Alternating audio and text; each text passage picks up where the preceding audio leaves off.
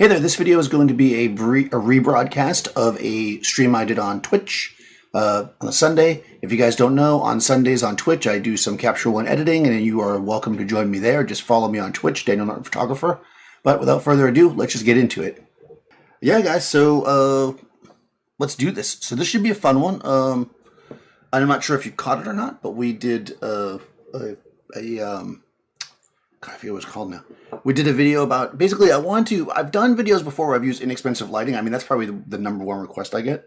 And we're doing one not this Thursday because it's the Thanksgiving holiday in the United States on this Thursday. So we are taking that day off. But the following Thursday, which I think is December 3rd, we'll be back live on Adorama, and I'm going to use inexpensive lighting. I have one of those somewhere. I have one of those 300 Godox or Adorama, or the hell they call them, lights, the little baby one that's supposed to be like a B10 basically, that size. And also, so that's going to loan me a little inexpensive Godox or Adorama or whatever Flashpoint flash. So we're going to do inexpensive flash. But what we did in this one was we did entry-level camera. So I have an Nikon Z50. I've talked about it before if you follow me on YouTube. I've been using it for a lot of my vlogging. I'm using it now. I bought it basically as a video camera because it's, I don't know, with the lens, it's like $900. Which isn't tremendously expensive, but it's a Z system Nikon, so it works with my other cameras. And I thought, hey, I'd use it for this, but I found it's pretty darn good. And I decided I was going to, shoot with a less expensive camera than I normally use, just to see kind of what the results would be like. And I was pretty happy with it. I think that there were certain things I didn't notice during the stream that when I quickly look back at them that I saw. So, I never want to say that because people fall into this trap, right? It's very easy to say when you're up here talking and be like, it doesn't matter, buy the cheapest camera. I mean, there's reasons why some cameras cost more than others, and some lenses cost more than others, and some lighting costs more than others, and some audio equipment, and whatever. I mean, everything has its reason for its price point, but what I never want to do is discourage people from working because they don't have that. I remember that when I was a photo assistant, right near the end, when I was going to go out on my own, I was working for this one guy, and he was amazing. I mean, he did these huge production jobs for like large companies, all over the world. We'd fly around, and we'd have like 40 and 50 cases of equipment, and we'd use tons of lights, and, multiple assistants. And it really made us as the assistants, a little bit kind of weary to take jobs because we were like, well, we don't have that. I don't have 5 camera bodies, and I don't have 32 strobe heads and all these packs. But what you had to realize was that, well, yeah, you wouldn't be taking that job that he's doing. They're not hiring the new-ish photographer to, shoot these massive, $250,000 productions. You got to start where you're starting, So anyways, I always like to reach out and use kind of inexpensive stuff sometimes. I know some people during the thing, the live stream were like, that camera's not inexpensive, it's $1,000. I mean, it's all relative, right?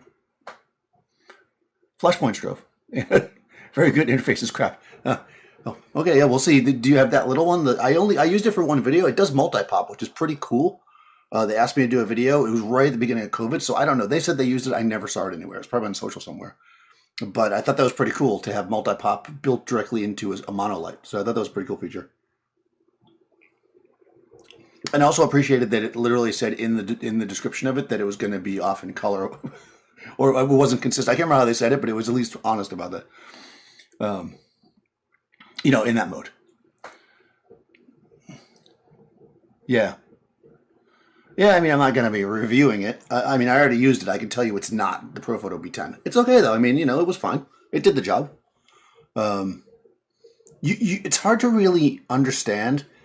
Although I will say this. If you're using really, consistently good equipment, and it does fail on you, which it will. I mean, every bit of equipment will eventually have a problem. That's even more frustrating. It's like when you buy the inexpensive flash and it doesn't fire, you're just kind of like, oh, okay. But like when you have the $2,000 flash and something goes wrong, you're like, whoa. So I will say that there. X Pro trigger. No multi-pop. No, it had multi-pop, the one I had. Maybe it's not in there anymore. Yeah, it's like a little. You'll see it. I'll actually use the multi-pop if I can make it work. Because that was literally, maybe that's why they didn't use the video. What I did was I set up like a box, like a wooden box, and I rolled some dice in it, and I popped so you saw the dice like a dozen times, or whatever. Yeah. It does have it. Okay, yeah, because It had that. There was some other cool feature too. I did two things with it that I thought were pretty nice. I did that, and then I put it outside and shot it through a window. Actually, I put it out in the rain because I didn't care because it was cheap. Like that is the one thing, right? Like I'm not going to want to take my $2,000 expensive head and put it outside if it's pouring rain out. And that's actually what happened. It was raining, and I just put a plastic bag over it and just stuck it outside. I was like, oh, if it breaks, and but it didn't die, and it actually worked pretty well. I was a little afraid with the bag over it that it would overheat because any flash might do this. If you start flashing it at high power, it produces a lot of heat, and if it's inside a plastic bag. But it did a good job. Anyways, I don't know what the video is, so maybe I'll just have to do a video to show you guys. But we're going to use that live in 2 weeks. Anyways, that's my point. I know that everybody likes the inexpensive flash stuff. But anyways, this was inexpensive camera, and the first time I've done it. And what I did find was very interesting. Yeah, Gavin Hoey definitely uses Flashpoint all the time.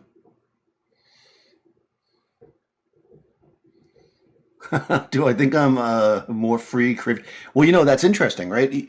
There is that certain thing, right, where if you have something that's less expensive, you're more likely to risk it, right? I don't know that I would say I'm more creative with it, but there's definitely, and in fact, what's very funny about this is kind of a little off topic, but maybe it's on topic.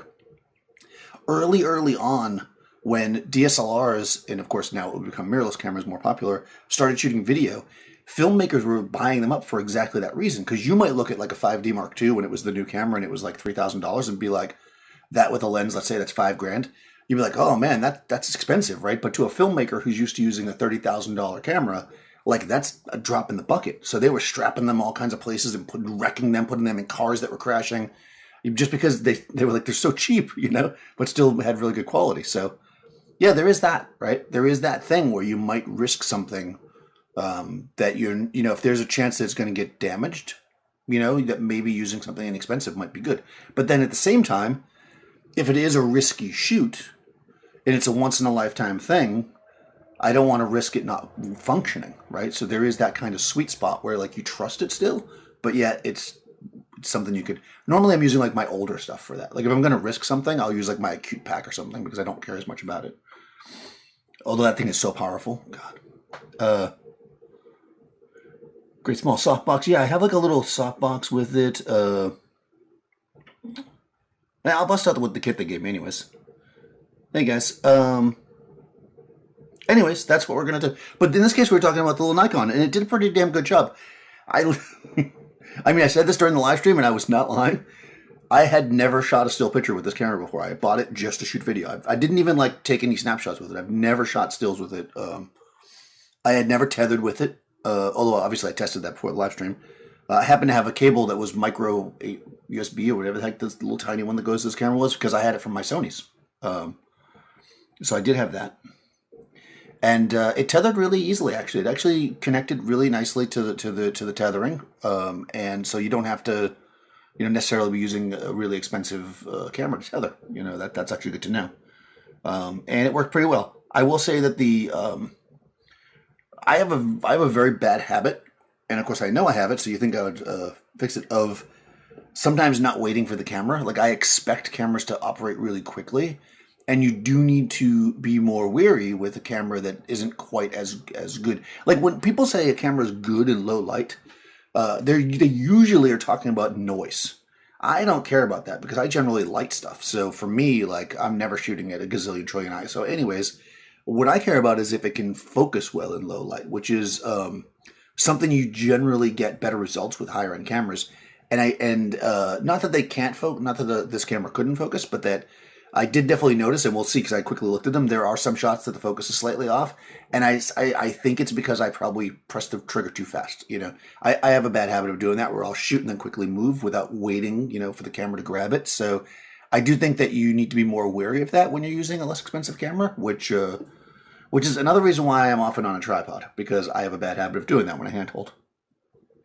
So that's more me than anything else. Yeah, but they look really good. So there's definitely some really, really good ones that nailed it, but you'll see that there are some soft images, which is always a bummer. So anyways, let's get to it. I thought it was a good shoot. There wasn't that many images. Well,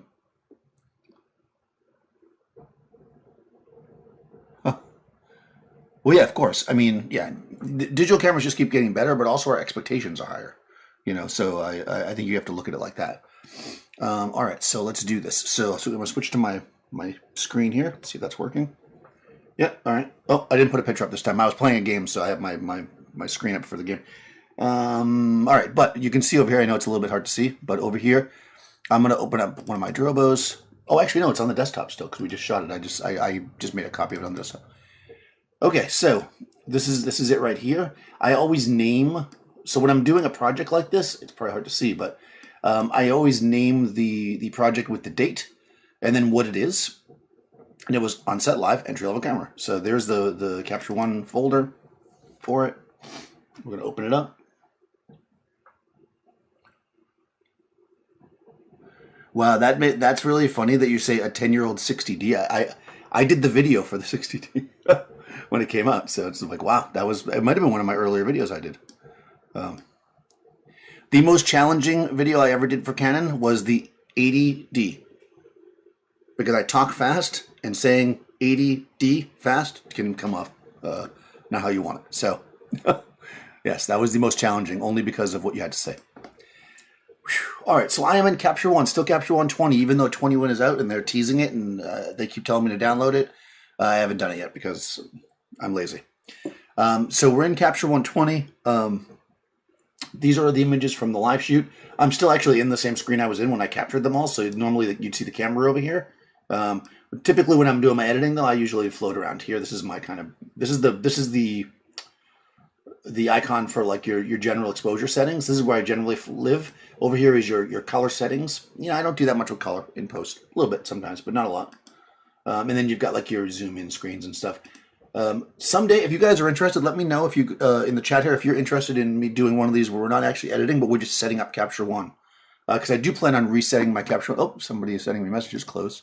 I always forget to do this. Let's turn my notifications off. Oop, do not disturb. There we go. All right, good.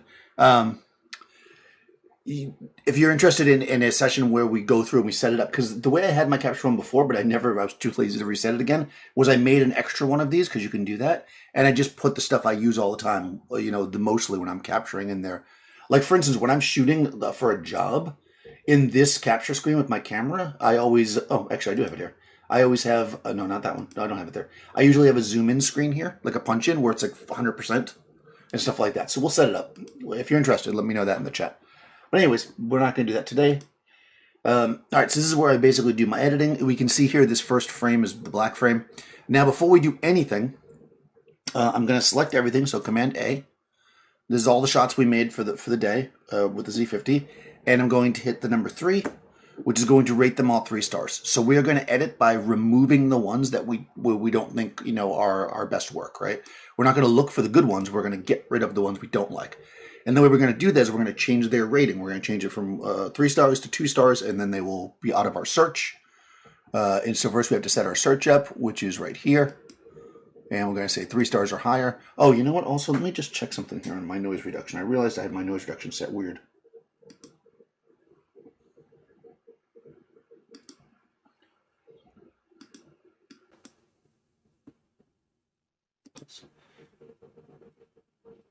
I think that'll be better, because I know you guys can probably hear my hard drives cranking in the background. It's because I didn't unplug them this time. So I changed the noise reduction. So let me know if that's better, or if you could even hear it before. All right. Anyways, we're back over here. You can see when I started, I had it set in for some reason 16:9. I have no idea why I have it set 6:9. Right, an 80 HD. Yeah, that would be like their video camera, right? What kind of game is it? Astonishing Swordsman and Sorcerers of Hyperborea. It's a tabletop role-playing game. If you want to watch me play that, you can follow my YouTube channel, which I do stream them. Let's see. From the first digital cam I used portraits was Olympus E20. Oh, is that the one with the... Oh, I remember the E20. It was a Micro Four Thirds, right? And it was like a built-in lens. Yeah, a friend of mine loaned me that, I think, because I was trying to figure out. So when Micro Four Thirds first came about, interestingly enough, I mean, at the time there weren't that many full-frame cameras, and actually, at the time the Micro Four Thirds first popped, Nikon was 100% convinced they were never going to make a full frame. They were like, you don't need it. And anyways, so what I liked about the idea of Micro Four Thirds was that the framing up for the 4x3 composition or crop, whatever you want to call it, was the same as 645, which it was the standard kind of medium format size that I was using. I was shooting a lot with 645, which is the same as 4.3, basically. And so I was like, oh, great, that's like a crop that will fit the way I shoot normally. It's because I actually didn't like the 35 millimeter, as I call it, frame. It was 2x3. It was long, right? Long and skinny. Whereas the 4/3 is like fatter. It's kind of closer to an 8x10. Not exactly. I don't have all these. I don't have my geometry chops on right now, so to tell you. But anyways, it was close. So I did try that camera, but yeah, it was clunky. So I didn't really like it, honestly. But at the time, it was older. Let's see. You can hear your hard drives, but it doesn't. Okay. Yes, exactly. Right, 645. Right, Man, I love 645. I ended up getting rid of my 645s, but those were like I love those cameras. I used I went from RZs, right, so 6.7 to 6.45, and then I thought I would do a digital back for it, and I never really ended up doing it. I do own film cameras. Yeah, I own a bunch of film cameras, but that I use my RZ. So I rebought the RZ system because it occurred to me that like if I was going to shoot film, like I have a few 35 millimeter film cameras that I bought at first because I was like, oh, I'll just walk around and shoot film. But then I was like, I'm never going to use that. So I was like, I'm just going to stick with larger format stuff. So I have an RZ system that I use quite a bit, and I have some Rolleiflexes because I love that square format, and plus a Rolleiflex. I mean, if you want to be a cool photographer, Rolleiflex. And of course, I have a 4x5, which I've actually shot live on my channel with. I shot Portraits of Marissa with it. Hey, third gen. But yeah, I love my RZ. I mean, I always, every year around this time when I'm thinking of the next, believe it or not, I'm already thinking of next year's videos because I do a video every week, so I have to come up with, I do think about them far in advance. I'm talking about for Adorama. And I always try to figure out how I could do some videos shooting film cameras, but I just don't know exactly how we would do it. Yes, Paulina is great. She was a friend of Sharina, an actress friend, and that's how I met her. Because people always ask me where I find models from. She was an actor and a friend of another model that I work with, Sharina. All right, let's do this. So, of course, this is a black frame. We don't want this one, so I'm just going to hit number 2. And, well, I guess I have to be on the thing. I'm going to hit number 2. Oh, what happened? Number 2. There we go. It's gone. Okay, so here we just, I put the light up to show you how the TTL works. There's no background light here, and this is really not a very, yeah, see, this is actually a little bit on the soft side. Yeah, it is. Yeah, it's definitely soft. That's what I was saying. Like, I feel like, but you can see it's actually, nothing's really sharp here. When nothing's sharp, that always tells me that, like, I probably moved the camera right when I pressed the shutter button, like, because I have a bad habit of doing that, which is why I usually shoot on a tripod. But anyways, I wouldn't keep this picture anyways, because it is, she's just lost, That's just no good. But I mean, I did it on purpose, so, get a 2 there. Now I'm laying the background. Boom. All right, now we're good. And, kind of standard, is this doing a weird thing? Because I feel like everything looks really soft today. This one I missed the focus, though, I think. Yeah, because her hair, no, that looks soft, too. Huh.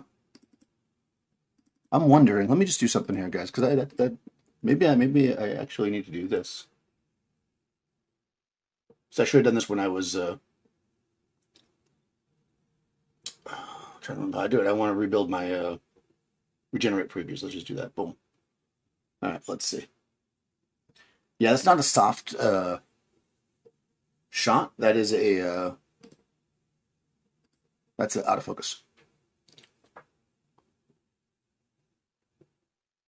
Oh, really? One of your shots from August was published. Awesome. Good for you.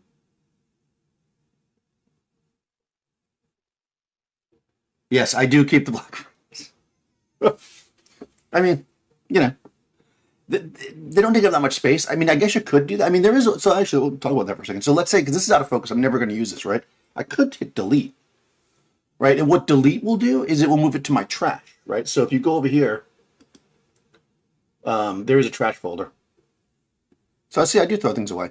Just those are some earlier in the day. I was just trying some stuff. Oh, I was testing the tether. So there you go. Those are thrown away. So you can do that, you know, and then you can just delete them. Actually, I wonder what would happen. I've never actually done this. If I click on this and I hit delete again, oh yeah, look at that. It will actually delete it from the disk. You can't undo it. Delete. Oh, it's also a JPEG. So yeah, well, there you go. You can actually delete them if you want. So there's that kind of backup option here where you can move them into your trash. I don't know. I just feel like that's weird. I would rather just make them 2 stars. And again, mostly because I have gone back to tests later and just looked at the 2-star images and just see if there was something there I liked. And sometimes I do. Sometimes I find something I like. All right, so I guess we're just showing the lens here. Again, this is not really, I mean, we're having fun with it, but this is not. Yeah, that one's sharp. There we go. I don't know. She might like that. I think she was smiling. Oh, actually, yes. She was like, that's fine. I just want to look up. And I shot another one. You always got to, you know, if they want to look up, you got to let them look up. So here's that one. That's fine. So let's look at this one for a second. I'll keep that one too. I'm only really concerned with their skin tone. I mean, we're not, this is a very dark scene here, so we're not going to get detail on our darks without making this thing look really flat.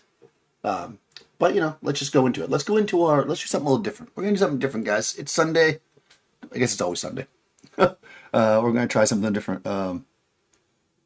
Focus on the tip of her nose. Maybe so I have a really bad habit. I mean, I know, and believe me, I know that it's me because I do this all the time, is I will, as soon as I see that little green square start to grab that it knows is in focus, I'll often quickly recompose and press the button. So I do this really fast because I'm used to cameras that are fast. But one thing you have to consider is that this camera is not a camera that's made for sports and stuff. So I didn't, on some level, I was testing to see how far I could push it. But if I was really actually going to go out and shoot with this camera, I would need to be more careful because I definitely did notice that. So it's something that, you know, just like anything, like I said at the beginning, it's like, I didn't go into the thinking, oh, no, guys, you don't need to buy a Z6 or a Z7 or a Z850 or D850, whatever the hell the camera's called, or Canon 5D Mark 8 or whatever they're on, you know, or Olympus EM, blah, blah, blah, or Sony 7, blah, blah, blah. You don't need to buy the top of the line. But if you have a camera that is not spec'd out for certain things, you need to be careful. In fact, this is actually a big problem I did have with my Sonys, which were not the top of the line, is that their autofocus is really, really bad if you're not careful. Which is why I always shoot those in manual, because I could never get a good sharp shot. But at least part of that is how I shoot. But anyways, we're looking at this. We can see there's really not much detail in here. If I wanted to bring some of that up, we could actually go into our high dynamic range here and see if we can pull something out from the shadows. So we can get a little bit back. You can see, though, it starts to flatten the image out a bit with our blacks. And, of course, this is going to make it more noisy, which means that if you really wanted that texture and stuff there, although that's not so bad, if you really, really wanted this texture here, you need to make sure you light it right. That's one thing that is always going to be the case, right? You'll always get better shots if you light them the way that you want them to look, you know? Don't try to recover stuff in post. It doesn't work as well. But anyways, this is fine. I'm going to give her a little bit of punch in the highlights like I always do. We'll grab our midtones and kind of shuffle them a touch. We'll go out a little bit. I just want a smidge of detail there. And then, of course, I'm going to lose some of that detail when I bring my blacks in, but that's okay. You always want your blacks to be black, you know, no matter what. Yeah, that's not terrible. That's pretty good. Okay, I'll keep that one. So I can see the next frame is, well, there's a frame above it and below it that are the same. So I'm going to Shift Command C to copy all of my settings, and then I'll paste them there. And I'll paste them there. And there we go. You know, recovered. All right, so now we're back in for a tighter shot. We apparently switched. Oh, the back of it I think was purple, I guess, or eggplant.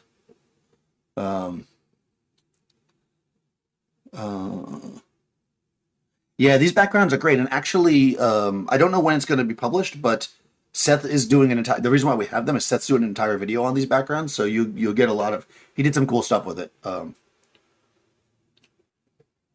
But I have a very strong feeling that you will see me use these a lot now that they're in the studio because they are very, very cool, and I love how they magnetically attach. They're very fast. Yeah, well, I had it on eyeball focus, which always throws me off. Yeah. Yeah, well, that's it. I see. I use eyeball focus, but then I also recompose, which I should not do. You know, like it grabs the eyeball, and then like before, once I've recomposed, it doesn't have enough time to grab it again before I do it, which I think I turned off. Um, yeah, like my background in the video, like yeah, I got a little purple going on. Yeah, it's just a bad habit. I mean, it's important, I think, for us as photographers to know what our bad habits are, and be careful of them. And I know that I do that, so I really should be. I have no excuse because I do know that I do it. But again, part of that comes down to the fact that I'm used to the Z6, which is a much faster focusing camera, and also I'm quite sure the lens also affects that. Okay, so I'm bringing this one. I'm bringing my highlights up, and again, I'm going to shuffle the mids a little bit. I don't want to go too far. I'll go a little bit brighter because I'm going to bring the darks in as well. It's a pretty contrasty shot. I don't want her hair to blend too much with the background, but I do want it to be, I mean, you can definitely see there's separation here, right? Get in there. And here. So we don't want to lose that. She's got the hair light going, but it's only kind of just like touching, it's more touching her hand than it is her hair. I think I ended up moving the light after this, but yeah, that was not bad. So I will Shift Command C and copy that. Yeah, see, I moved the hair light. Boom. That's much better. Almost Rembrandt-like. Not at all. Not even close to Rembrandt. But you can see the hair is nicer here. And the thing is, I don't mind losing it on this side too much if this side is really well defined. But when you're looking at an image that's very flat like this, where it doesn't have a lot of separation on either side, then I kind of am more concerned with having at least a little bit of detail on both sides. I mean, even though technically this is the same, looks about the same density as that. Yeah, it is. This one feels like more neutral because it's closer to this exposure. So that's just something you watch in your backgrounds. Here, obviously, is a better shot. You know, because she has the better separation line, I should say. Okay, same thing, you know. I dropped the same, bringing those highlights up. Man, I was keeping my highlights really flat. Let's see. It's good. For some reason, whenever I'm live streaming, everything tends to look brighter. So you'll probably notice if you watch enough of these that my images in my live streams are probably darker than they are normally. I like this contrast here, but I also think that she's a little bit bright on the highlights. So I'm going to grab a little highlight recovery, high dynamic range, and kind of just drag that. And again, when you're using this, I always go a bit further than I think I would go. You can really see it on her shirt. Just to really see what it does. And you can go both ways, actually, obviously. I kind of dance it back and forth and just kind of, I'm watching it with my eye until I kind of feel where I like it. I feel like if you just go really slow with it a little bit, you can't, like, your eye just doesn't see it. Like, it needs to be a dramatic change. So I always kind of dance it, and then where I see where I like it, and then I settle there. And that looks pretty good. We can come in. Yeah. That one's also a tiny bit. It looks like it's focused down here. Yeah, man, I gotta be careful with that. So we're definitely learning this. I also ended up shooting a lot. Oh, this is actually with the 50 as well. F8 still, though. So I'd say it's more the camera than the lens, because clearly, I think that's probably sharp enough for her, though. Yeah, it's a little on the soft side. Again, when you're giving an image to somebody, you know, whatever, if it's a tiny bit soft, I never sharpen things. I'll just say that right now. If it's a little bit soft, I'll either give it to her soft or I'll get rid of it. Let's put a 2 next to it for now, because I'm not super happy with it. But I'm going to copy these. Yeah, because I'm going to say there's probably a sharper one. Yeah, like I can see already that one's much sharper. Yeah. Look how much sharper that one is. When it nails it, right? It's just a matter of not being careful, I guess is where it is. Yeah, that's good. Here we changed something. It's really overexposed because I didn't adjust my exposure. Let's see what happens if I go like that. Huh, that's not terrible for dynamic range, right? I mean, that's a entry-level camera. Look at how blown out that was. Like, that's the image, right? And I can actually come back in here and just drop my exposure. And, yeah, that's pretty darn good. So there you go, guys. You don't even need to get a proper exposure. You can just go in post and fix it. Yeah, to be honest, I'm going to save this one just because it did such a good job. That's pretty darn good dynamic range for an entry-level camera. Yeah, that's pretty nice. Good. Oh, I don't want to copy those settings. I just out of reflex, I copied those settings which I don't want to do because clearly the next one's not going to be that bright. Oh, okay, hold on. I see quick questions. Quick and bad habits. Hold on. If you want more separation between the hair and the dress, what could you do with the light? Hair in the dress. Oh, like in the front? All right, hold on. Well, a bunch of questions here. Okay, good.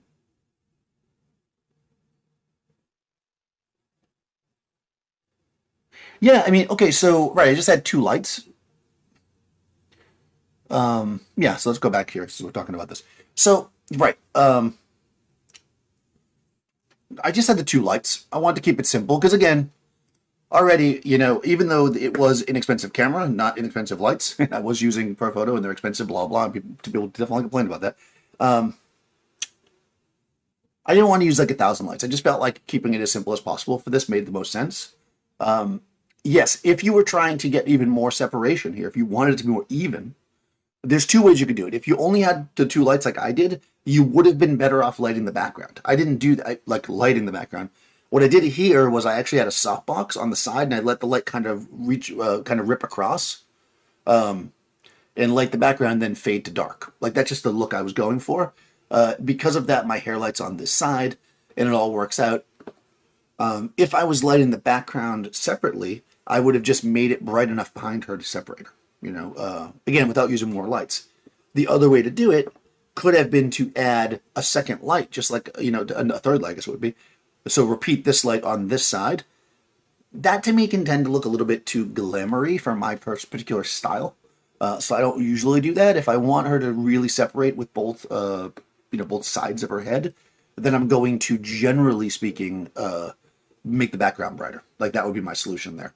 And there's a few different ways you could do it. You could light the background just on that side and then use a hair light on the other side, right? I mean, there's a few different options. There's lots of different ways to do it. This is just very flat. Even though I'm using two lights, I feel like this isn't like, it doesn't give anything extra. Whereas this, I feel like really works better, personally. But, you know, it's all about style. If I wanted more separation between her hair and the dress. Okay, so that's what I saw. So separation between the hair and the dress, if you're talking about here, yeah, I mean, you would need to light her less from the side, basically. I mean, it's going to be hard to take somebody with dark hair against a dark dress and separate it without lighting them flat, right? I mean, you could do it. What you'd have to do is bring the light around so that her dress is basically flat to the exposure. Not impossible, but, I mean, here, if I jump into the shot even and I go, like what we did before, and I do, you know, you can see that, I mean, I'm not going to leave it like this clearly, because now she has white hair. You can see that, like, the dress is in the hair are almost the same color. So to get it to separate, you'd have to either, like, throw a light across to catch more highlight in her hair. You know, maybe a more specular light source would have done it. I just wouldn't have, to be honest, the solution there, if that bothered you, would have just been for her to move her hair. You know, you wouldn't put her hair in front of a black dress if you didn't want it to show off. It didn't really bother me, but if that was a problem, yeah. A lot of times it's just about posing, not about lighting. Lighting is lighting, yeah, exactly. You might want to read it.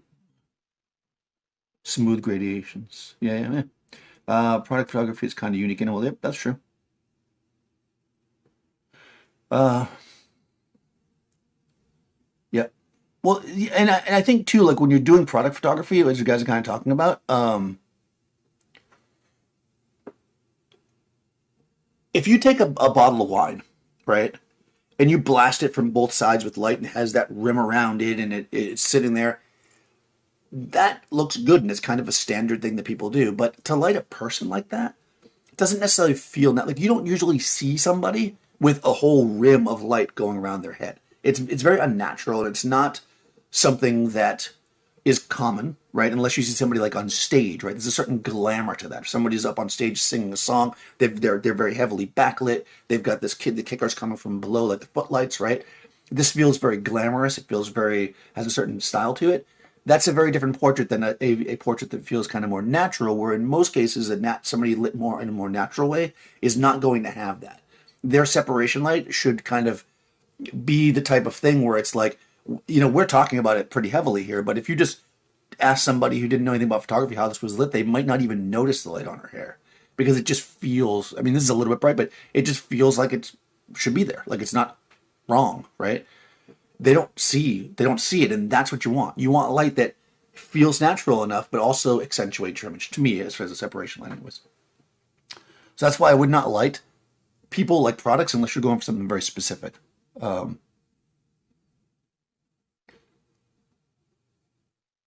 impressed with the camera these days. Yeah, well, who needs lighting exactly when you have a million eyes? So, yep. Did last night with Ron. It's not that bad. Canons tend to blow out the highlights more than the shadows. I mean, having Canons, and I don't have the latest one, so I don't know. They tend to if you blow your highlights, you're in trouble with the Canons. But they have a decent shadow recovery. In my experience. Cool grain effect, huh?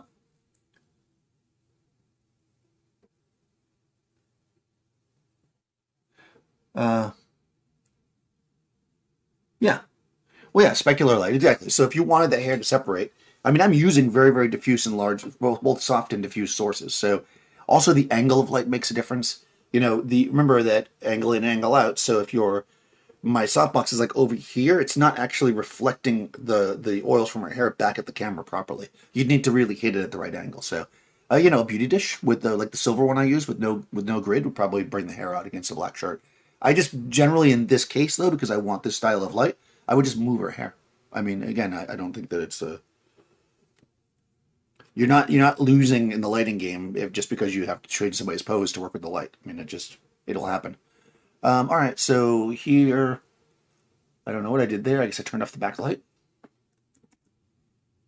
Again, with nothing, right? Now the background's basically dark. This is like, it's just not working, right? So this I'm not going to keep. Here we turned it back on. Okay, not bad. Really, really, really chill, right? You know, here again, right here, you're not seeing the separation, but you can see where her hair begins and ends, so it doesn't bother me. You know, it really just comes down to what you prefer as a photographer. Oh, my black frame. There we go. I don't know what was going on here. Oh, I think we started gelling the lights or something. We always start gelling the lights at some point. Again, crap. All right, here we go. We're back up. Yeah, I did. I can see because her skin tone is really warm. Okay, so I'm going to undo that. I just pasted the same settings. I was just curious. You can see the change in her skin tone. Looks like we gelled her up a little bit. Or did I change my white balance? No, my white balance is still the same. Looks like I gelled her up a bit. Huh, that's so interesting. Is that what I did, guys? I don't remember.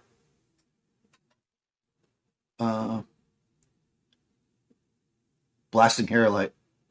Yeah. I hear that. Change the outfit color, exactly. Right, a shot, not jealous, not a shot at all. Yeah, exactly. Yeah, hair lights are one of those things that, right, it's it's one of those things where it's like you kind of want to make sure that people notice it. Like when you're doing it, you're like, oh, I gotta make it more hair light because people want to see it.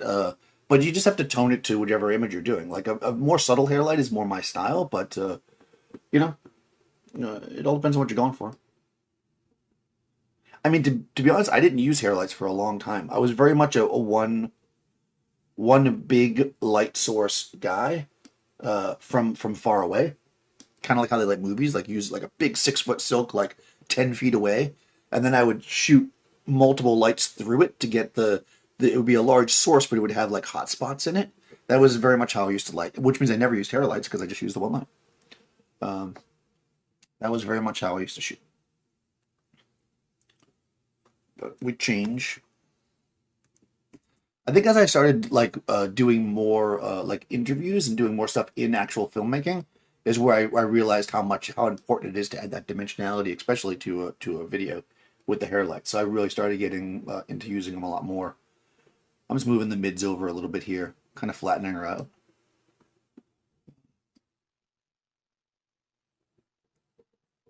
Also, and again, this was not about this, so I wasn't paying attention to it, but something you may notice here, which is a good example of it, I probably should do a video about this, is when you're doing jewelry on a person, you have to really be careful. That whole angle in, angle out is super important, because we can see here that see if I can find one. Probably this one. Yeah. You can see that here, right, we see the detail in it because of the way the angle of the light is. And actually, even you've got like a little highlight here, and then you've got some dark inside for the shadow. That's pretty acceptable. If it's too flat, it looks too flat, right? You don't want to completely kill it. You want that kind of rim. Here, of course, that's what you see a lot when people shoot jewelry, which is this is just doesn't look like it doesn't look like anything. It looks crappy, right? This is what you don't want. This is just completely flat. You want your light to wrap around it. So if it's on somebody, we just need to be careful. And you can clearly see there's two pieces, right? So it kind of comes down to where it's sitting on her neck. I mean, forgetting about, of course, that this is like there. You know, you got to kind of think about that when you're shooting it. So jewelry on a person is a really interesting and fun kind of thing to do. So keep that in mind, kids. All right, there we go. Oh, knock my laptop on the ground. That'd be bad. All right. I guess I was messing around with that background light. Oh, I came back. Oh, I think I came in and did more of a butterfly here. Looks like, right? Yep, there it is. Nice. You know, again, this is better. I think it's a little dark, probably, if I was shooting for the jewelry. But you can see here how you can see that this is gold, right? We can see that it's metal, right? You want to see that texture. But you want to see highlight as well, and dark.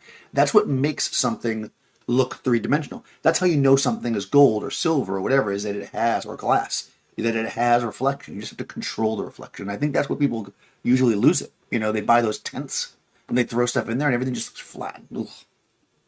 So, yeah, I would say just be wary of that. I'm not liking that she doesn't have a hair light here, but I think I'll keep that one, because I feel like she would like that one.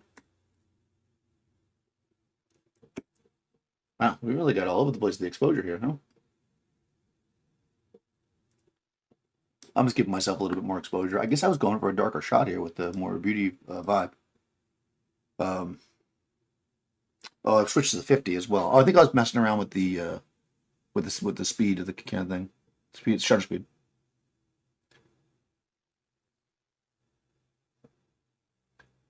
Yeah, I know. And you know, as far as like seeing it, right, you don't know it's a little pop-up background.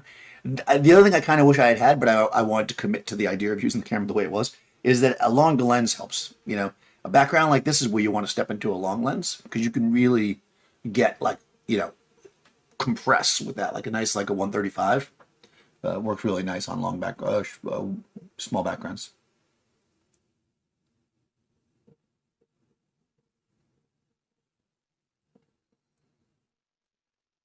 Yeah, a wall or outdoors. There you go. Thanks. Yeah, I agree. I feel like I wasn't. I don't know why I wasn't using a hair light here. I guess I was. Oh, I guess I was building up to it.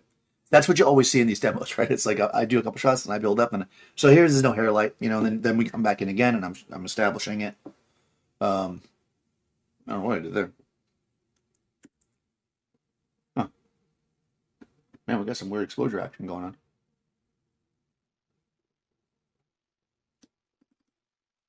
All right, let's see.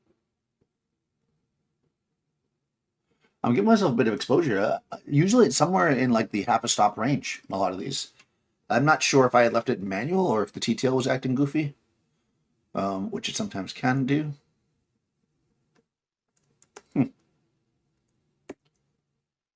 I know I was keeping it slightly on the dark side, as I said, because sometimes during the live streams, people complain everything's too bright. So, you know, for you guys, I do it. Cool. I guess we're just going for a flatter background there. Yeah, it's a little bit wider than the Savage paper. Oh, crap. Yeah. Yeah, the Savage paper is what, 53, and I think these are, so that's 4.5 feet roughly. I believe that these are 5, so they're roughly the same size. Yeah. What I kind of liking about these backgrounds as well is that they a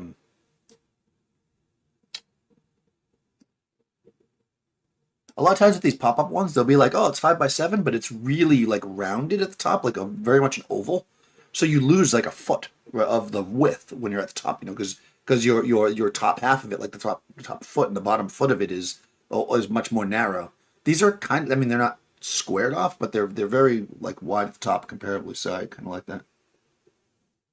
What happened to the custom painted ones? I know we made those, and then like these arrived. So I was like, well, we want to use these. I will definitely do something with the custom painted backgrounds, though, guys. I promise. We didn't make those for nothing. Although it was just really fun to do. Well, yeah. Oh, here we were going for a warm tone in the background. We can see that. I think that is actually the warm background, chestnut or whatever it was called. And then we're looking at. Then we actually do throw a gel on there at some point. I will say this, and I'm not 100% sure. I was using them. I generally am using a lot more of a punchy light with Paulina because she can really handle it. More specular light, but I am noticing that the blacks seem a bit more blocked up in this than. And again, it's not the same level camera than they are in my my Z6. So I feel like I might do a little bit of this high dynamic range shadow. Just to bring, you can see how that's bringing up just the highlight there, just to grab it. So there you go. Just a bit, not going crazy. Just trying. It's like it's there, but it kind of like, oh, I wonder if. Oh no, Z50 is just generic. I wonder if I should have looked at this and went Nikon flat or something. No, it's ugly. Portrait. No, it looks like crap. I hate their built-in shit. I'm sorry, Nikon. They always have these things built in. They're just terrible. I just I hate that built-in stuff. Yeah. Very interesting here, guys. I mean, I guess I shouldn't be surprised, right, that it's not 100% as at the level as my Z6. But I mean, you can see though, it's still definitely very, very sharp. You know, that's at 100%. So this is with the 50mm still. Oh, and I'm in high-speed sync. So we can see it's definitely sharp, and I mean you've got detail, but for sure it feels like it doesn't have that dynamic range as much as the Z6 does without having to do some tweaking here. So it's interesting to know, right? And it's just something to keep in mind. I also think too, for some reason I was shooting very dark.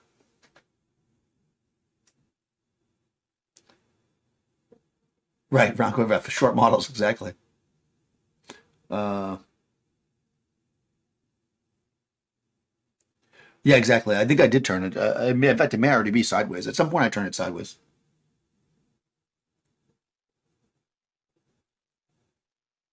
You didn't like that background color, huh?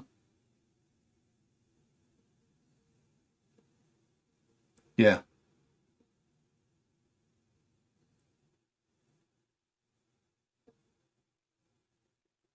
right. Specs my chair on the sheet. Yeah, yeah. I mean, to be honest, like this is kind of a go-to, right? You have somebody with a warm skin tone, and you throw a warm background on there. Um, so we had to definitely try it, but I actually kind of I agree. I think I like turning some of the other backgrounds better. Oh yeah, and it does almost look like a bit of a banding thing going on here. That's really interesting. Yeah, but it's the background clearly. Also, I'm not 100% sure I like what I did there with the. Oh, you know what? I'm gonna warm her up a little bit. Uh, do a little color tweak here. That's like this is Nikon like 5 years ago. No, I'm sorry, because that'll kill me. They used to be so green. Nikon's color is way better now than it used to be, in my opinion. Like I always thought it had like this weird green tinge to it. Well, it had a weird green tinge because it kind of looked more like Fujifilm, whereas Canon's always looked more like Kodak film, which was a little had that bit more kind of red vibe. So that's the ongoing stab that I make at Seth about them being green. But their color is great now. I mean, they're really good. Um, yeah, side by side. I thought the exact same thing as soon as I was done. I was like, man, I should have shot both cameras. Yeah, you can definitely upload your own style.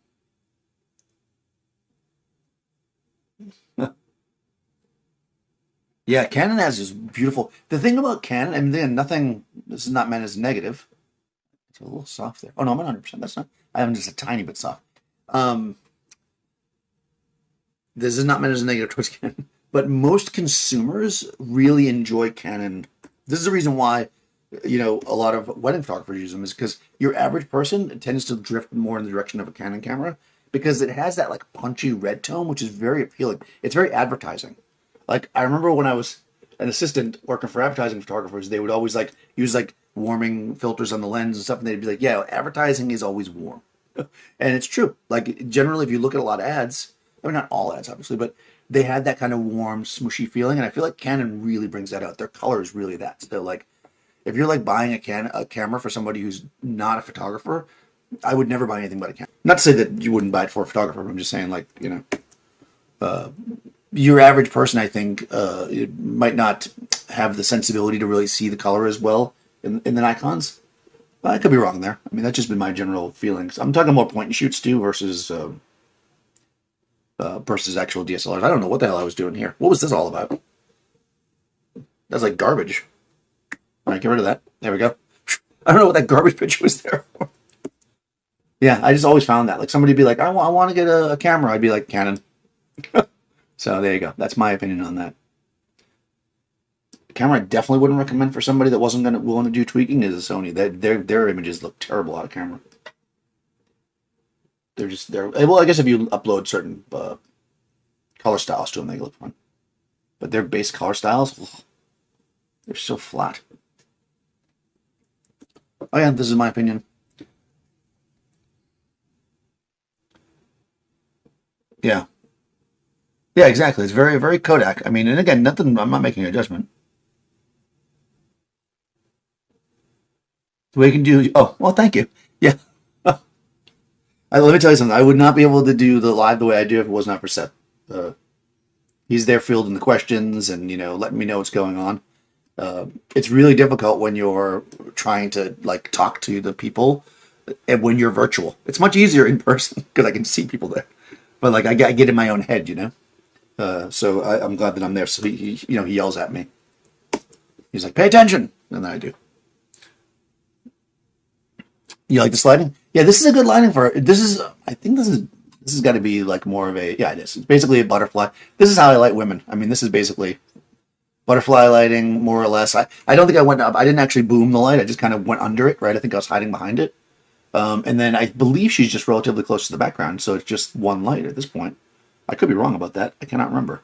Yeah, it is because I was trying to light through the background at this point, so we're just getting it with the one light. And yeah, it's beautiful. Yeah. When in doubt, butterfly. Oop, no, I don't want to do that. I guess I was. Oh, here I was messing around again with the background. Kill that one. Yeah, when you lose her hair, it just doesn't. Oh, geez. Oh, geez. What happened there? You knock the reds down. Yeah. Well, I think too, like if you're not for people that use like somebody like me, I use a lot of different systems. I'll end up tweaking stuff so that they all kind of have a similar feel if it's a commercial job. But otherwise, I use them for that reason. I have my 1DX Mark II with that 85 1.2 Canon, and I use that for headshots. Like if I'm shooting a headshot, that's what I use. I don't use. I'm not saying one's better or worse. I just think it's really good for that. So like I know that somebody's going to love the color right out of camera. It's got that certain creaminess the Canon brings to the table.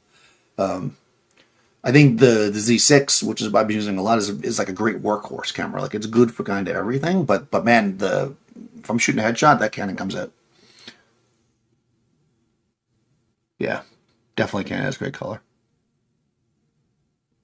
But Sigma, that's interesting. They definitely do. I haven't used them extensively, that's for sure.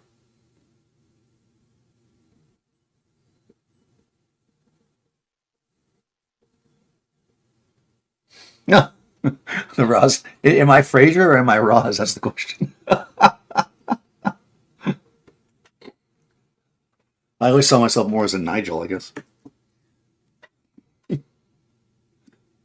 All right, here we go. Here we go. Well, oh, we're warming up the background, so it's got like this, like, damn it, I'm out there. Where did it grab? Did I focus somewhere else? Yeah, it looks like I grabbed it low. Oh, hold on, I just not wait for it. Now that's it, right? That's it. That's yeah. Focus down here. Man. All right, let's see what we got here. Did I have my focus spot in the wrong spot? See that this is classic me moving, right? Because it's sharp, but it's slightly off as I move the camera. It's like right on top of her nose. But that's acceptable though. I'll live with that. Yep. So my best pictures are out of focus. Oh. Oh yeah, we got this little like kind of warmy glow going. Oh, but here, this is what I was talking about, by the way. Like if I wanted her hair to separate on both sides, and I only had the two lights, this is exactly what I'm doing here. I'm lighting the background, so you can see both sides of her hair are separated, right? We're still losing that like nice highlight punch here in her hair, which is unfortunate. But I think it's partially because of the there we go. I'll bring a little bit back. It's partially because of the light source, I guess. Or we should change conditioners. I'm in the high dynamic range here, guys, and I'm just like tweaking it back and forth just to try to get. You can probably see. I'm assuming you can see what I'm doing. Bringing these highlights up. I just want to bring my highlights up, and I'm not doing it by adjusting the highlights. I adjusted the highlights a little bit. In fact, I moved them down a bit. Yeah, I moved them down so I didn't lose the shirt. You see what I'm seeing? So I'm actually adjusting my shadows because the shadows, you know, they're eating up that color because it's such a thin light, right? So the shadows are like. So if I release my shadows a bit, it actually brings out the highlight more, right? You can see that. Like here, I'll go back to this. If I go take that away, right? You see, it's basically flattening it, right? So, but when I come here and I bring this up, as we reveal the blacks, we're basically pulling out that little bit of highlight. So it might seem like counterintuitive because you're thinking, well, no, it's the highlights that I want, but the blacks are eating the highlights in this case, right? So I'm not going to. It's more the adjustment of my blacks than it is just than of my highlights. There we go. Little horizontal action. A couple of those. Okay, this one is brighter. Apparently, I adjusted the camera here. So we'll start from scratch here, right? Let's see, make sure I'm not missing anything. Wait. Old people everywhere. Murphy Brown night newsread.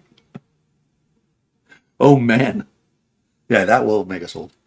I mean, I don't think Frasier makes you old. All my like nieces watch it. It's like one of those shows that like I guess made a comeback for the. Well, I would say this generation because they're probably already old now, relatively speaking. All right. I'm just gonna come over here. Again, this is already bright, so I'm just gonna come in here and grab my highlights like I always do, just a little bit, and then I'm gonna grab my mids, and I'm gonna adjust. I'm actually gonna go a little dark. What that's gonna do is that's gonna see how our cheekbones are coming in, and then I'm gonna grab my darks and bring that down. And what I'm really doing here is I'm getting my contrast where I want it. And if I still think it's too bright, which I do, now I'm going to grab my exposure. And I'm just going to bring it down a smidge. And again, I might do the same thing. We're still getting that issue with her. It might just be the way her hair was, whatever product she's using in her hair. Because we're just really not getting that hair the way I want it with that little sparkle. So I'm just going to grab these. There we go. Now we've got depth and detail, right? Copy all those settings just in case, because I'm sure I took more than one picture. Okay, I did take one picture, but the exposure was... I guess I made an adjustment in between. All right, we'll leave that where it is. And I'm going to come back over here, and I'm going to bring the exposure back up. There we go. Because again, it's the same lighting pattern, so keeping my other adjustments the same makes sense, because she didn't really move much. Just my exposure was off, so I just adjusted the exposure. Yeah, it's good. Yeah, that's sharp. Okay. Boom, there we go. I might give this one a little bit more of a punch in the highlights. Yeah. Oh, here we're shooting really shallow depth of field. 1.8. Oh, man. Oh, that's why it's all over the place. High-speed sync. I was probably adjusting the high-speed sync. Oof. That's terrible.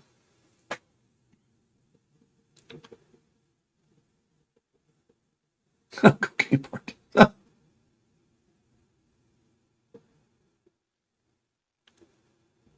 You like the shallow depth of field. Well, I think the thing about hold on, membership cards. um, yeah, that's interesting. See, I wonder. You know, it really depends on what you're going for, right? I mean, the background itself can be part of the image where you can really see it here.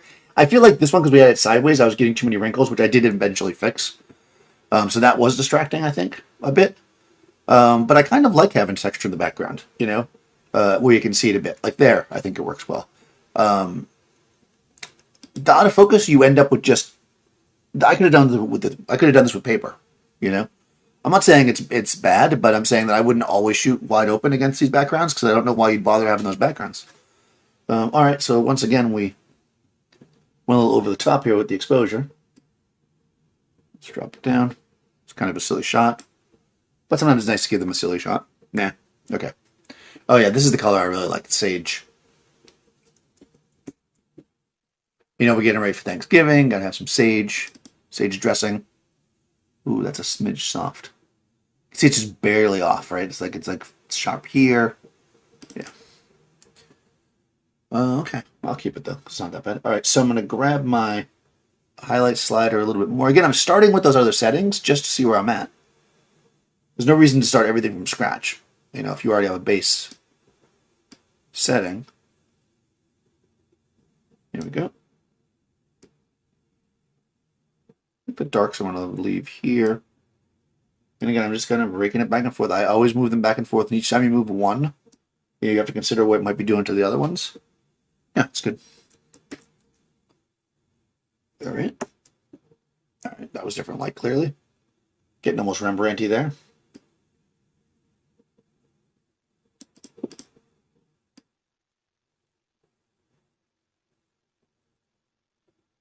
Oh, okay. Oh, I really went hot on that. That's like half a stop overexposed. It's going to start to look really flat if I do that. So I'm actually going to leave it up here a bit. And then I'm going to see if I can do a little highlight recovery without making it look too gray. Yeah, there we go. You see, those are your options, right? I could drop the exposure down all the way, but then the whole thing just started looking too gray to me. So here I decided to opt for the highlight. Oh, and it's also a little bit soft. Once again, kind of like that. She looks like, I don't know, it's like some kind of an ad for a school teacher or something. It has that very school teacher-y vibe. But I'll get rid of it. All right. Let's start over here. There's a sharp one. Okay. So we're coming into this. How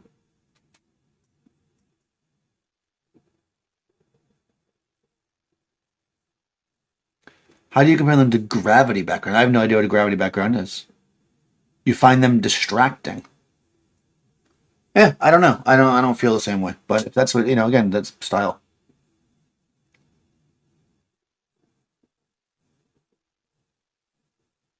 Yeah, it really just depends, on what you like. Oh no. Right, if I mention Rembrandt too much, we'll get a demon. Right, you've been shooting called. Well, you know what? Okay, so here's my. I'll go do a little talk about this because I think it is interesting. There's a reason for like everything, right? So if you don't want a distracting background, then I would just use paper, right? It doesn't make sense for me to buy something that has a texture and then shoot it so the whole thing's just completely blurry, like the 1.8 where I was just showing that off. Shooting it so it's out of focus a bit, or back up so it's a little. You still have some texture. Like this is 1.8, but we still have some texture there. Like I think that's how I would use it. I actually like to see the texture in the background when I'm using these kind of backgrounds, but I choose to use these when I want the texture, if that makes sense, right? It's like you want to pick your background, you want to pick your lens, you want to pick everything based on what you're trying to achieve, right? So, yeah, I wouldn't buy a dappled color background and then make it always out of focus. I would just use paper. However, I wouldn't also always just use it super sharp either. I would, it really depends on the shoot. But generally speaking, if you really want plain, I would stick with paper. That's why you see me shoot 99% of the time on paper, because I usually like plain. This one I feel like I have the highlights where I want it, so it's one of the very few times I'm not going to adjust the highlights at all. I'm just going to grab these mids over a bit, and a little bit of dark. And then I'm just going to drop. Now, again, right now I'm going for contrast. I still think it's a tiny bit hot, so I'm just going to grab my exposure down a bit. There we go. Now I think we've got what we want there. Yeah, we're sharp. There's detail. She sticks out. And we can move forward. And again, I think this is enough detail. Again, I'm shooting, this is at 4 now.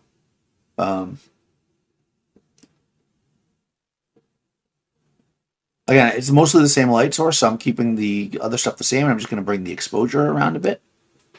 Oh, I think I might need a little bit extra darks, though. Yeah. There we go. Here I was shooting with the 24 millimeter, and I'm just going through some different, I guess 1.8, and then I went to f4. I don't particularly like that shot. There we go. Good. And each one I'm just going to tweak slightly. See here, I think I brought the exposure down. I'm going to just bring my highlights up because I want some contrast there. I like the shadow fall off here. You know, it feels like she's lit against a wall, which is exactly what she is. I mean, in the background, but this could be like wallpaper somewhere or some kind of a, thing. So I kind of like that. Like, to me, that's I want that in this shot. And I'm at f4, but she's just really close to it. Oh, what happened there?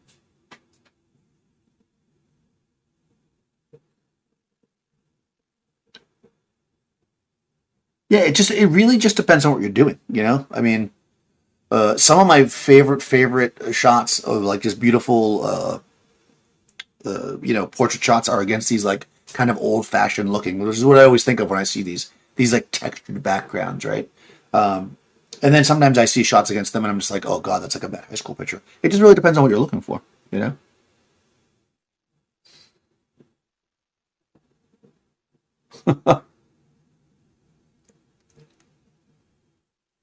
One thing I can say is that I have tried many times, funny joke about that, like to grab a roll of paper and like throw some paint on it to like give it some texture. I can never do that well. It always just looks terrible when I do that. So I do not have that kind of artistic skill, I guess. Yeah. No, I agree. Paper is.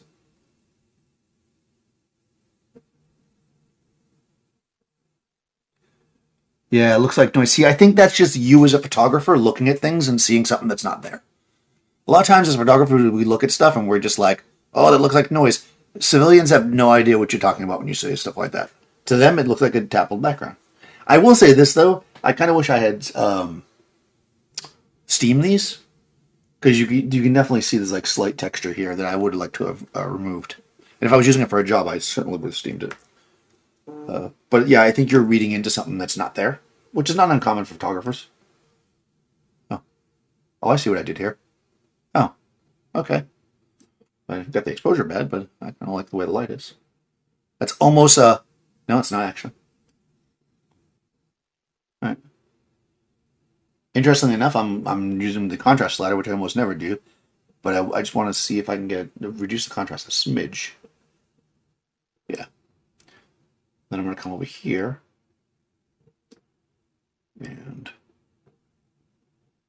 yeah. I actually use the contrast slider to turn the contrast down. Now I'm actually increasing it by doing it this way. It just, in combination, they create kind of a different feel. Okay, there we go. Well, clearly those settings weren't appropriate for that. Again, cutting and pasting. There we go. This one needs a little bit more brightness. Oh, I see what I was doing. I guess I was walking the light around so I could get more shadow on one side. Yeah, that seems like something Daniel would do. Yeah, that's exactly what I did. Oh, okay, so that's no good. I pasted the same settings, and they just made it way too flat. Again, now I think I'm in closer, so I don't have the advantage of them seeing the wall. So now I think her hair is getting muddy, personally. So let's see if I can get a little juice going on here. Come this way. Yeah, that's super interesting to me that her hair just it has this like thing where it's really just eating the light up. I don't think I've ever had to do this on like every shot, but basically it's pretty consistently needing to be done on her. Don't go too far so it looks like she has white hair. Yeah, that's pretty good. I feel like the lid on her face is a little bit flat, but it's pretty, so I'll keep it for her. Oh yeah, there we go. That's the shot. A little wide. Okay, so that was no good. All right. Grab the exposure slider. Oh yeah, we can kind of do what we did before, right? Here she is, right? She's lit. If I want to bring up some of this dead space, I could come in here and do a little bit of this recovery. But like she's wearing a black outfit. Like I don't want it to be. That's another thing I see people do a lot, where somebody's wearing black and they make it gray because they're afraid they can't see detail, but it's black. It's black. It's black. Yeah. All right, so I'm just pasting the same settings. I think this is basically the end. This feels like the end. Yeah, that definitely feels. Okay. Oh, okay. So those settings are no good there. This is nice. We have a little bit of light coming across. Kind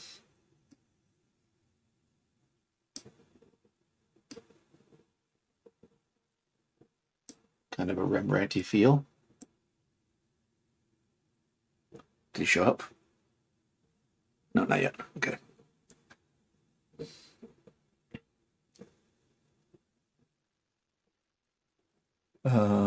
Let's see. Looks more expensive than it is. Yeah, there you go.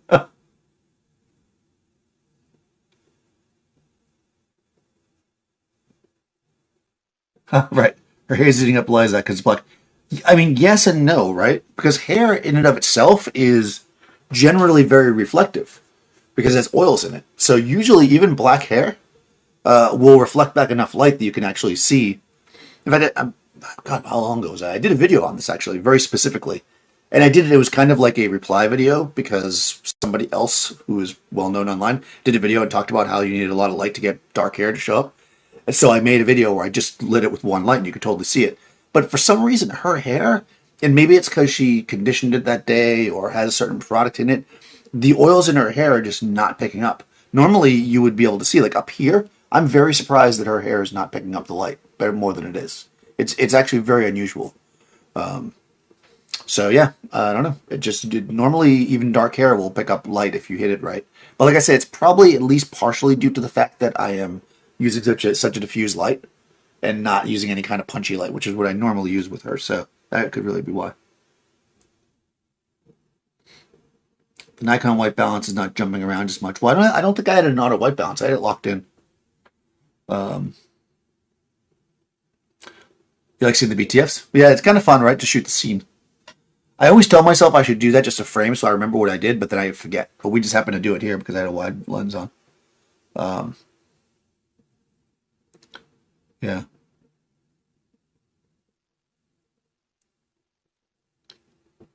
Right, exactly. The black clothes for sure. Well, and with black hair, right? I mean, I don't mean that her hair should look gray. I mean that you should see the highlight in her hair. That's what I mean by that. Yeah. Exactly. If you make black bright, then it becomes gray. Yeah, that's true. I guess not. I mean,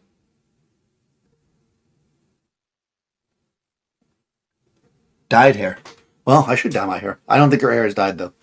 And actually, again, it normally is. Having shot Paulina many times, it usually is more reflective. That's why I'm really surprised by it this time. Because again, it's not the first time I worked with her, but it is interesting to see something different. You know, especially with somebody you work with a bunch. Yeah, that was really good. So that was a super fun one, guys. If you caught it, if you didn't see it, you can watch it on Outer TV, of course. Really fun. I'm gonna dig through and see if I have something for next Sunday, but I'm not shooting this Thursday because it's Thanksgiving. So I don't know if I'll be here next Sunday, but I will try to be. I've been slacking on Twitch, so I appreciate you guys following and all that because I'm not here as much as I should be. I should dye my hair. Hit him with hairspray, yeah. Well, you know what's really cool? We used to use a lot back in the day when I lived in Miami. If we would use, well, it's basically mineral oil, but it's a product that was called Afro Sheen, and basically you spray it, spray it in your hair and it makes it shiny. We used to use that all the time on shoots. That was like a big. We used to do it on the body too. It was the shiniest stuff. Oh my god, it was so good. So you get a model, you get their hair all there, and you just like you spray it with the Afro Sheen, and man, I wonder if you can still get that. All right, I'm not going to Google it now.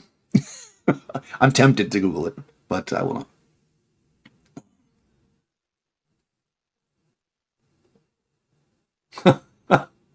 Yeah, we do it.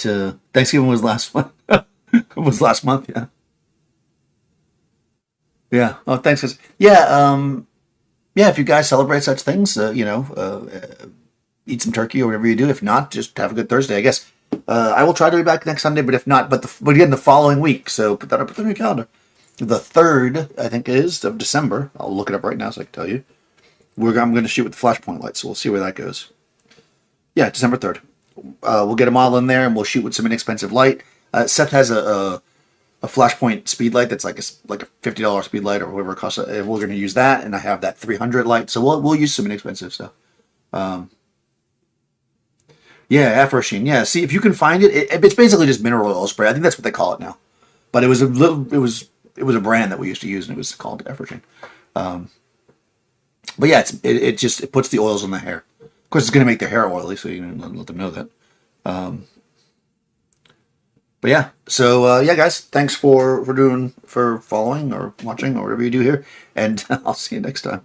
All right, guys, thanks for watching. If you enjoyed that and you want to be part of the live stream, go ahead and follow me on Twitch, Channel Norton Photographer, and you'll get notifications, of course, when we go live, generally Sunday, 3 p.m. Eastern. And I'll see you there.